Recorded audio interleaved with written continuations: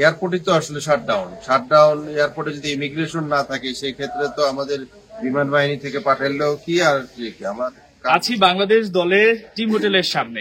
বাংলাদেশ দলের আপডেটটা কি সেটা নিতে, তবে তার আগে নেপালের আপডেটটা বলছি।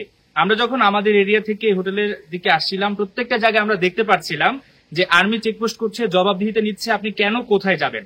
গতকাল যে সরকার পতন হয় সেই সময় যে ধ্বংসাবশেষটা হয়েছে সেগুলো পরিষ্কার পরিচ্ছন্ন করা হচ্ছে। বাংলাদেশ দল কেমন আছে, আদৌ বাংলাদেশ দল আজকে যেতে পারবে নাকি পরশু যেতে পারবে, কবে যেতে পারবে, সব আপডেট জানতে চাই। আমার সঙ্গে আছেন জাতীয় দলের team manager Aamir Khan. Overall টিমের অবস্থাটা বলবেন।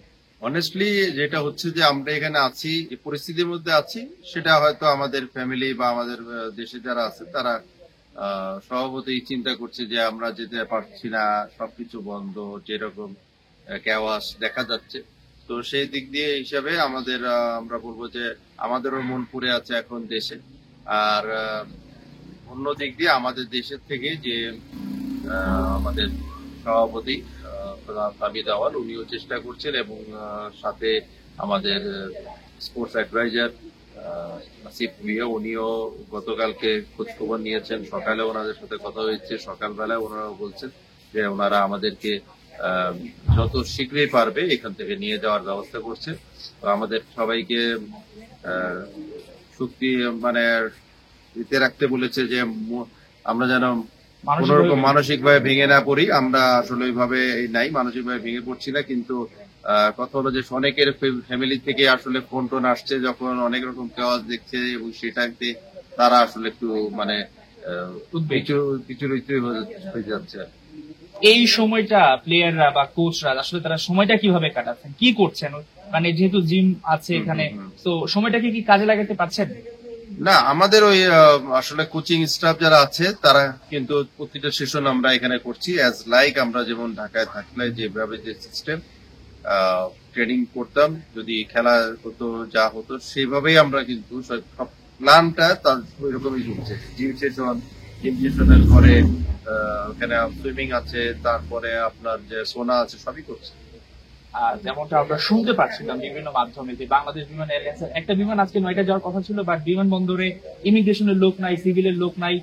বিমান থাকলে আসলে সেটা অপারেট করার মতো এয়ারপোর্ট থেকে কেউ নেই। বাংলাদেশ থেকে কি কোনো স্পেশাল বিমান আসার সম্ভাবনা আছে কিনা, বাংলাদেশ যে বিমান বাহিনী রয়েছে তাদের তরফ থেকে কি যোগাযোগ করা হয়েছে কিনা? না, সর্বভাবে যে কথাটা হচ্ছে যে মানে এয়ারপোর্টই তো আসলে শাটডাউন এয়ারপোর্টে যদি ইমিগ্রেশন না থাকে সেই ক্ষেত্রে তো আমাদের বিমান বাহিনী থেকে পাঠালেও কি আর কি আমার কার্যকলাপের জন্য এখান থেকে তো আমাদের ইমিগ্রেশনটা ক্রস করতে হবে। তো সেইটার একটা পারমিশন যেটা দরকার, সেটার জন্য আমাদের বাংলাদেশ এম্বাসি এবং আমাদের সংশ্লিষ্ট যারা আছেন তারা কাজ করতেছেন। তো যত দ্রুত সম্ভব হবে, যদি এখানে নেপাল আর্মির সাথে যোগাযোগ মানে মেনটেন করছে, আমরা এটা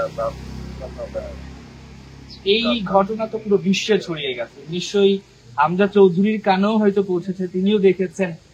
এই ব্যাপারে কি এখন পর্যন্ত কোনো মেসেজ দেওয়া হয়েছে কিনা, যেহেতু তার অনেক সতীর্থ রয়েছে, আপনার সঙ্গে মাঝে মধ্যে কথা হয়, ওভারঅল কি সিচুয়েশনটা দাঁড়িয়েছে? অ্যাকচুয়ালি এগুলি নিয়ে নিজেরা যেহেতু এখানে আছি, অন্য কাউকে আরো এইগুলো ব্যাপারে ইন্টারফেয়ার করতে আমি চাচ্ছি না, ইন্টারেস্ট করছি না। কারণ এখানে উদ্যোগ করার কিছু নেই। যেটা হলো যদি চলমান অবস্থার সবকিছু ঠিক থাকে আমরা দেশে ফিরে যাব। এখানে আমাদের সার্বিক কার্যকলাপ যেগুলি আছে সবকিছু ঠিক মতন করছি, শুধু যাওয়ার এটাই নিশ্চয়তা পাচ্ছি না, এটাই। শুনছিলাম বাংলাদেশ দলের টিম ম্যানেজার আমির খানের কাছে যে বাংলাদেশ দল যে কোনো সময় বাংলাদেশে যেতে চাইছে, কিন্তু এয়ারপোর্টের যে কার্যক্রম সেটা বন্ধ থাকার কারণে সেটা হচ্ছে না। বাংলাদেশের তরফ থেকে কিন্তু কোনো দিক থেকে যে তড়িৎ সিদ্ধান্ত নেয়া সেটা কিন্তু থেমে থাকছে না। প্রত্যেকটা নিয়ত বাফুফে, ক্রীড়া মন্ত্রণালয় সবাই কিন্তু তোড়জোড় চালাচ্ছে। মূল সমস্যাটা হচ্ছে এয়ারপোর্ট বন্ধ থাকার কারণে, এবং আমরা যতদূর জানতে পেরেছি সন্ধ্যা 6টা নাগাদ একটা ডিসিশন জানা যাবে। সে পর্যন্ত আসলে অপেক্ষা করতে হবে। যত দ্রুত বাংলাদেশে ফিরে যেতে পারবে, প্লেয়ারদের জন্য যেমন ভালো হবে, টিম ম্যানেজমেন্টের জন্য ভালো হবে। হাসান সজিব, 71, কাঠমান্ডু, নেপাল।